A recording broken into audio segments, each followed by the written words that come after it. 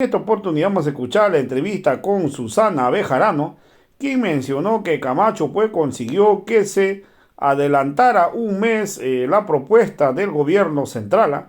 Camacho también decía que cualquiera que se salga del marco no iba a permitir pues Luis Fernando Camacho. Camacho pues proponía el censo para el 2023 y amenazaba a quienes no aceptaran esta propuesta. Hoy Camacho y Calvo y Cuellar no tuvieron el valor de salir del paro. Ha dicho claramente que este paro revela las formas de extrema derecha y la falta democrática de estos pititas. Susana Bejarano también se refirió cuando Rómulo Calvo dice puede revisar las relaciones de Santa Cruz con Bolivia.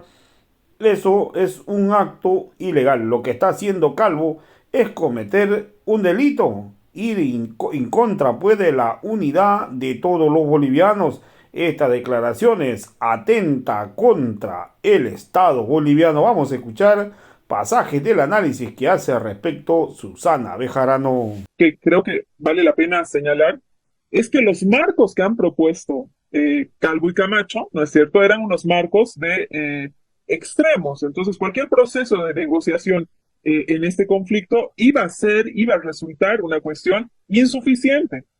Aunque el conflicto haya de alguna manera conseguido adelantar un mes a la propuesta del gobierno, porque lo ha conseguido efectivamente, ¿no? El gobierno antes de que inicie el conflicto propone que sea el censo en abril del 24 y la redistribución de recursos en octubre del 24. Después de las mesas técnicas y todo el proceso de entre negociación y no negociación, lo que sucede es que el censo se va a hacer en 23, o perdón, en marzo del 24 y se van a redistribuir los recursos en septiembre del 24, igual más o menos que cuando que lo que proponía la Universidad Gabriel René Moreno. Entonces, lo que la movilización ha conseguido es que se adelante un mes la propuesta que tenía el gobierno central, ¿no? O sea, adelantar un mes le ha costado más de un día, ¿no? De paro a Santa Cruz, ¿no? Si han estado 36 días en paro y han logrado que se adelante 30 días, ¿no? Esta cuestión de lo del censo y de la redistribución de recursos. Entonces, pero digamos que más allá de lo que se haya conseguido, ¿no? Porque yo no lo voy a anotar en que no se ha conseguido nada. Por supuesto que se han conseguido ciertas cosas, como en todo proceso de negociación. Cuando uno entra en un proceso de negociación, habrán cosas que ceden, habrá cosas que se consiguen, etcétera, etcétera, ¿no?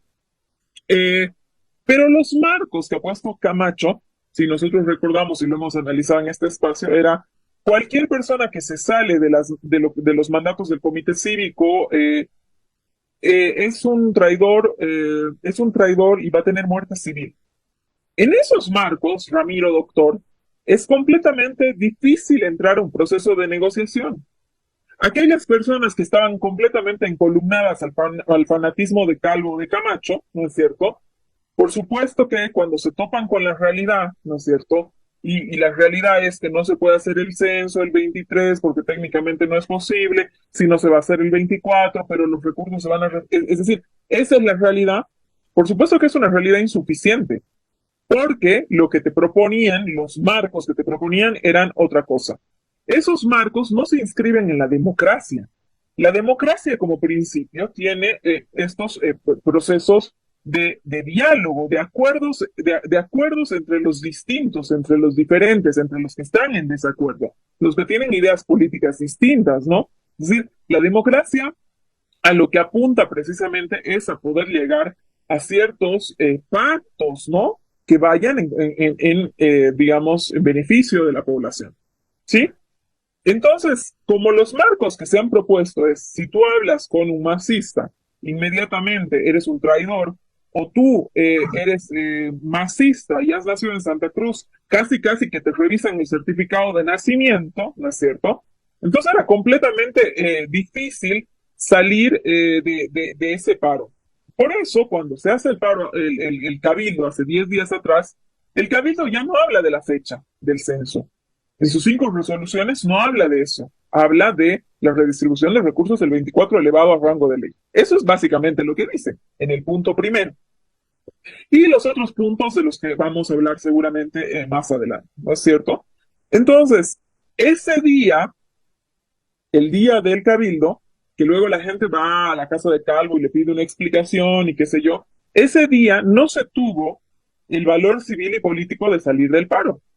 No hubo ninguna de las autoridades cruceñas que ese día, hace 2 semanas atrás, ¿no es cierto?, hayan tenido el valor civil y político de salir del paro, porque como lo ha dicho Camacho en esta expresión de la fecha es el concho del asunto y toda esta cuestión, ¿no es cierto?, a esas alturas sabían perfectamente bien que no era posible técnicamente un censo del 24.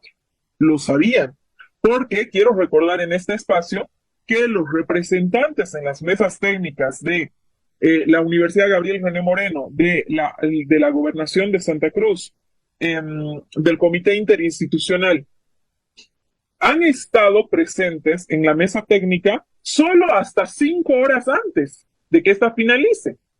Entonces, los 5 días que han durado las mesas técnicas, ellos han estado presentes.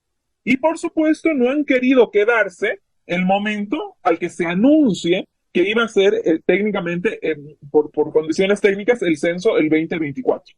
No han querido quedarse, pero por supuesto que sabían que esto era de esta manera, ¿no es cierto? Entonces, cuando Camacho, Calvo salen, Calvo ya lo deja caer. Si ustedes recuerdan hace 2 semanas atrás, cuando va la gente a pedirle explicación a Calvo de qué era lo que quería decir esas resoluciones del Cabildo, unas resoluciones que no habían circulado antes, que se ha mandado un video, que no han hablado otras personas, etcétera, etcétera, etcétera, ¿no es cierto? Nada, digamos, acorde a lo que normalmente pasa en un Cabildo, ¿no? Esto era prácticamente una reunión, han llamado, han convocado personas que han ido multitudinariamente y les han puesto un video y les han dicho hasta luego.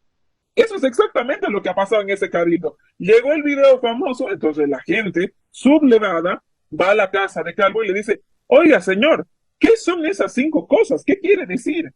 Y él dice una cosa que es fundamental y que me parece que esta cuestión que tú haces bien al poner ahí un paréntesis, Ramiro, en el tema de los medios de comunicación, hay cosas que los medios de comunicación dejan pasar por alto, ¿no es cierto?, con una, digamos, con una intencionalidad política, por supuesto.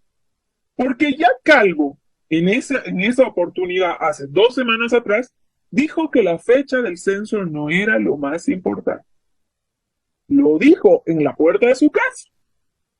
En otra oportunidad, también ya lo había dicho el rector de la Universidad Gabriel René Moreno, y en otra oportunidad, no con tanta claridad como lo ha dicho luego el martes o miércoles el gobernador Luis Fernando Camacho, lo había dicho él antes también, ¿no? Que la fecha, pero que el cabildo luego ha dicho y no sé qué cuestiones, ¿no? Entonces, a ver, yendo, digamos, finalizando y yendo digamos, a aportar mayores elementos de lo que dice el doctor, porque creo que si no me voy a poner a repetir lo que él ya ha analizado. ¿Qué es lo que deja este cabildo? O este pacto. Uno, no solamente, no vamos a entrar a hablar de las pérdidas millonarias, multimillonarias, 1.250 millones de dólares, es lo que, Ramiro, recibirían en 50 años. Por proyección es lo que Santa Cruz va a recibir en 50 años, ¿no? Es decir, lo que le han hecho este mes a la economía cruceña no tiene parangón, no tiene nombre y apellido. En la historia del país nunca, en la historia de Santa Cruz, nunca hubo un paro tan largo y tan costoso para el departamento como ha sido este. Pero no vamos a hablar de eso. No vamos a hablar tampoco de las 5 vidas humanas que se han perdido, porque bueno, se dice que los medios se han quedado en 4, pero son 5. No vamos a hablar tampoco de la violación grupal y de las agresiones sexuales que han recibido muchísimas mujeres. No vamos a hablar de eso. Tampoco vamos a hablar de lo que ha significado que muchas personas masistas o familiares de masistas hayan sido atacados y persuadidos en sus propios domicilios. El caso de la mamá de la ministra de la presidencia, la señora Betty Tejada, ha recibido prácticamente un cerco en la puerta de su casa. Lo hemos visto en redes sociales, lo ha denunciado, etcétera, etcétera. Pero no vamos a hablar de eso. Y tampoco vamos a hablar de lo que ha significado para Santa Cruz en términos del tejido social. Hoy día en Santa Cruz la gente, ¿no es cierto?, los vecinos están enojados, están peleados. Están peleados porque el vecino piensa distinto. Están peleados porque había un vecino que quería ir a trabajar. están peleados porque había otro vecino que salía a bloquear, están peleados porque hubo un vecino que fue tremendamente torpe el momento de no dejarlo pasar, ¿no? Pero no vamos a hablar de eso. Tampoco vamos a hablar de lo que significa en términos de seguridad ciudadana para el departamento de Santa Cruz el hecho de que hayan puesto pandillas a controlar rotondas. No vamos a hablar de eso. No, no vamos a hablar. Lo que sí vamos a decir, ¿no es cierto?, como gran conclusión de este paro indefinido, es que las autoridades políticas de Santa Cruz, el Comité Interinstitucional Cruceño y todo, o sea, todo lo que conforma este Comité Interinstitucional Cruceño, son unos cobardes. No tienen valor civil ni político para realmente decirle al pueblo cruceño a lo que lo han conducido. Porque lo que lo han conducido es una cosa terrible. Que adelanten un mes el censo, que adelanten un mes la redistribución de recursos, que después de los resultados del censo, la ley ya dice en este país que va a haber una redistribución de escaños. Ya lo dice. No se necesita esta ley que han aprobado ayer en diputados y que más tarde seguramente llegará a Senado y seguramente también se aprobará. No era importante esa ley, pero ¿para qué necesitaban esa ley? Para salir medianamente, honrosamente de ese paro. De todas maneras, no salen honrosamente, porque lo que le han hecho al departamento de Santa Cruz, Ramiro, doctor, ¿no es cierto? No justifica un mes, no justifica una ley, no justifica todo lo que han tenido que pasar en el departamento de Santa Cruz. Y evidentemente existen sectores radicalizados en este momento en el departamento de Santa Cruz que están pidiendo cuentas, como lo ha contado el doctor Torres, ¿no? Van a la puerta de la casa de Calvo, qué sé yo, porque son sectores a los que se les ha prometido cuestiones extremas al margen de la democracia. Así como habían esos grupos de enloquecidos que iban a rezar a la puerta de cuarteles, o que ha habido otros grupos de enloquecidos, digamos, que se han acercado a prácticas fascistas, hoy día lo dice el doctor muy bien. Está recibiendo el doctor Calvo de su propia medicina, porque cuando él blanqueaba el hecho de que hayan fuerzas parapoliciales funcionando, controlando las esquinas, ¿no es cierto? Blanquea el hecho de que hoy día, que anoche en su casa, haya gente que le tire piedras, que le estampe traidor en la puerta de la casa, que le quiera cortar la energía eléctrica, porque esas son las prácticas que ellos han instalado. Esas son las prácticas que inscriben ellos en su concepto de democracia. ¿Cuál democracia? Que inscriben ellos en su concepto de libertad. ¿Cuál libertad? Esa libertad en la que uno no puede pensar o negociar con el otro o pensar distinto, ¿eso creen que es libertad? Entonces, Ramiro, la conclusión de este paro es que revela, desnuda, pone de cuerpo entero, ¿no es cierto?, cuáles son las formas y los métodos de esta extrema derecha radicada en Santa Cruz, que se parece al trampismo, que es el trampismo boliviano, ¿no es cierto?, con unas prácticas absolutamente antidemocráticas y una falta de valor político y civil que nunca antes habíamos visto en la historia política de nuestro país. Una falta de valor político y civil abrumadora. Si han ganado algo, si Camacho quiere decir que ha ganado algo, ¿qué ha ganado? 4 personas muertas en su departamento, 5 personas muertas en su departamento. Gran victoria, señor Camacho, felicidades. No es nuevo. A ver, Ramiro, no es esto nuevo, ¿no? Estos brotes, digamos, de un discurso regionalista que embanderen luego, incluso hemos tenido en la polarización anterior entre el 2005 y el 2009, un discurso aquel que pretendía la separación del país, lo decían las máximas autoridades, etcétera, ¿no? Es decir, cada que la élite política cruceña no está conforme con un gobierno que redistribuye recursos, que genera distintos tipos de condiciones, ¿no es cierto?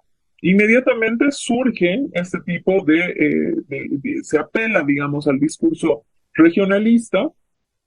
No, esto no es nuevo y se puede revisar en la historia, ¿no es cierto? Si nosotros vemos en los últimos años, ¿no? Este discurso también ha sido utilizado en un periodo con el expresidente Evo Morales entre 2005 y 2009. Cuando uno recuerda ahí, hubo unos incluso arranques de traer milicias y qué sé yo para separarse del país, ¿no? Eh, entonces, esta apelación al discurso regionalista, cuya idea es esta cruceñista, digamos, por ponerle un nombre, está muy apegada a cuál es en realidad no la relación con el Estado, sino la relación con el partido político gobernante de la élite política cruceña. Si era tan tóxica, utilizando la palabra de Calvo, y tan dañina la relación que tiene el Estado central con Santa Cruz, ¿por qué no se tocó este tema en el gobierno de Janine Áñez? Si la mitad del gabinete de Janine Áñez pertenece justamente a esta élite política cruceña. Si estas relaciones, así como expresa el señor Calvo, la pregunta es, ¿por qué cuando tenían una persona puesta por ellos de presidenta del país, jamás se tocó este tema? Ni siquiera se escuchó la palabra descentralización, Ramiro. No para ir al extremo de hablar de federalismo ni nada de aquello. Ni siquiera se habló de maximizar o de potenciar las autonomías, ¿no? De ninguna manera. No se escuchó la palabra siquiera descentralización. Luego, otro ejemplo puede ser cuando Banzer ha sido presidente del país. Banzer nunca ha tenido ningún problema de esta naturaleza, ninguno, ¿no?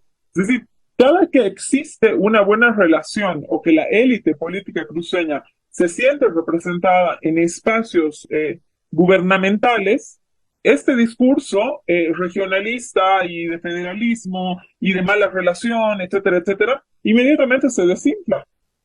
Es un discurso que se activa cada que existe conflicto de intereses entre la élite política cruceña y el gobierno central, generalmente cuando el gobierno central se dispone a hacer mayor cantidad de distribuciones en el país. Se lo puede revisar, la historia lo estipula de esa manera, ¿no? Ahora, para abarcar directamente los puntos que ha hablado el señor Calvo, dice que existe una relación tóxica, una relación dañina, que se necesita replantear la relación con el Estado, ¿no? Que son más útiles si los dejan hacer, y que todo esto es sin salirse de la legalidad. Plantear que eh, vamos a revisar la relación con el Estado para ver si seguimos perteneciendo a ese Estado, ese planteamiento es una ilegalidad establecida en la Constitución Política del Estado. Ningún ciudadano puede atentar contra la unidad del país, lo establece la Constitución Política del Estado. ¿Sí? Entonces, el señor Calvo lo que está haciendo es cometer un delito con esa declaración, porque lo que está haciendo es atentar contra la unidad del país como establece la Constitución Política del Estado. Ramiro, si nosotros estuviéramos en un proceso, seguramente el doctor, después que yo termine, lo va a poder ahondar en esto, en que estamos revisando, ¿no? La configuración del Estado, a punto de entrar a una asamblea constituyente o en plena discusión de una asamblea constituyente, uno diría que son discursos extremos, pero que de pronto se ajustan a una realidad, ¿no? Que es la realidad, la redefinición. Una asamblea constituyente es fundacional, ¿no es cierto? Nosotros no estamos en un proceso constituyente. Por lo tanto, la declaración del señor Rómulo Calvo en cuanto a revisar la unidad del país, ¿no es cierto? Es una declaración que atenta contra la constitución política del Estado. Porque en este momento nosotros ni nos encontramos en un espacio de constituyente como para poder plantear modelos de Estado más convenientes para el país, digamos, ¿no? Por otro lado, Calvo evidentemente apela, y ya lo ha dicho muchas veces, que Santa Cruz le da de comer al resto del país, que cuando llegan los migrantes a Santa Cruz se les da de comer, ¿no es cierto? A los migrantes parece que la gente llega a Santa Cruz y uno llega, le toca la puerta al señor Calvo y le dice, señor Calvo, deme de comer, acabo de llegar a Santa Cruz, deme de comer y una casita. como si el resto de los bolivianos o quienes han migrado a Santa Cruz no trabajaran, no llevaran sus capitales de inversión al departamento de Santa Cruz, o como si en el Estado no hubieran habido planes de desarrollos departamentales importantísimos para el crecimiento del departamento, etcétera, etcétera, etcétera, ¿no? Eh, Ahora, el tema de el señor Rómulo Calvo y otra cuestión de este discurso victimista y falso y fuera de la realidad que busca sensibilizar, que busca seguir polarizando, etcétera, etcétera, olvida muchas cosas, digamos, ¿no? O sea, olvida, dice, se trata de una relación tóxica que tenemos con el Estado. Si me permites ejemplificar o decir que es tóxico, el señor Calvo en todos sus años profesionales, entendemos que ha trabajado en la Caja Nacional de Salud, ¿verdad? Eso es así. Es el sueldo del señor Calvo se ha recibido siempre desde el Estado central. Quizás sea esas las cosas que debe cortar el Estado central. El señor Calvo vive y recibe un sueldo del Estado central, no de la gobernación de Santa Cruz. El otro día señalaba una cosa que es increíble, que se ha reproducido luego en el deber, que resulta casi, no solamente una mentira gráfica, sino de una ignorancia que nos eriza a todos, ¿no? Dice Santa Cruz invierte 10 en Bolivia y Bolivia le devuelve 8. Como si al departamento solamente le llegaran los recursos que 100, vienen creo a que través dice del... 100, Susana. ¿Perdón? Dice 100, hablan de 100, no de 10. Santa Perdón, Cruz hablan de invierte 100 100, y que se 100, devuelve 8. se devuelve. Como si los recursos que recibiera el departamento de Santa Cruz solamente provinieran de aquellos que vienen de la gobernación. La pregunta que yo dejo acá puesta, ¿cómo se pagan los profesores que hay en Santa Cruz? ¿Cómo se pagan los docentes universitarios que hay en Santa Cruz? ¿Cómo se pagan los servidores de salud? O sea, ¿cómo se le paga al señor Calvo que habla tantas macanas? ¿Cómo se le paga? Todo eso se paga con dinero del Estado central, ¿no es cierto? Entonces ahí evidentemente existe una intencionalidad de generar un discurso victimista por fuera de la realidad, ¿no? Y sobre todo absolutamente polarizador y por supuesto de declaraciones, ya no existe el delito, pero sediciosas, al menos, ¿no? Pero esta, la última, en clara contradicción con lo que establece la Constitución Política del Estado. Ahora, dice don Calvo que ahora la ley por fin se está abriendo una ley en la Asamblea Legislativa, etcétera, etcétera, ¿no es cierto? Yo creo ahí que la Asamblea Legislativa da un paso, por el señor Calvo, ni el señor Camacho, ni de salvarle los cuellos a estas personas. Creo que incluso la bancada de Comunidad Ciudadana, no creo que su intención sea decir, ah, miren, lo que pasa es que yo voy a agarrar y salvarle el cuello a Rómulo Calvo o a Luis Fernando Camacho, o tal vez sí, porque definitivamente Luis Fernando Camacho es el que da las directrices en las bancadas opositoras, es él, ¿no? El señor Carlos Mesa ha quedado ya realmente muy relegado, a voz muy en segundo plano, ¿no? Eh, pero creo que el tema de lo de la ley, más allá de todo lo que ha explicado el doctor, que es una ley prácticamente, una ley que repite prácticamente una ley, digamos, de salud a la bandera, casi que para darle oxígeno a alguien, también tiene que ver con sacar del secuestro en el que está Santa Cruz. Porque estos dirigentes, si nosotros hacemos una historia de tiempo, han ido incrementando las demandas. La primera demanda era que era el censo del 23. La segunda demanda, la redistribución de los recursos. La tercera demanda, la redistribución de los escaños. ¿No? Y la cuarta demanda ya se vuelve ley. ¿No? Es decir, la forma de sostener el conflicto ha sido hacer crecer las demandas.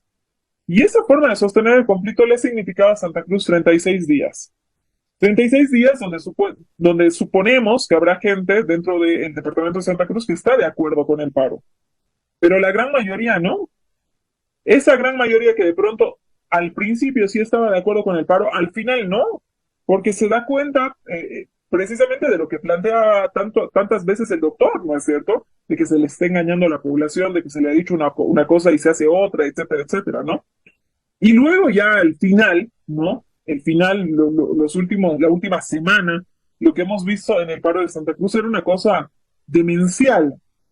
Si la gente que nos está escuchando ha visto alguna vez la película Mad Max, y muchos comparaban lo que sucedía en Santa Cruz con la película Mad Max, ¿no?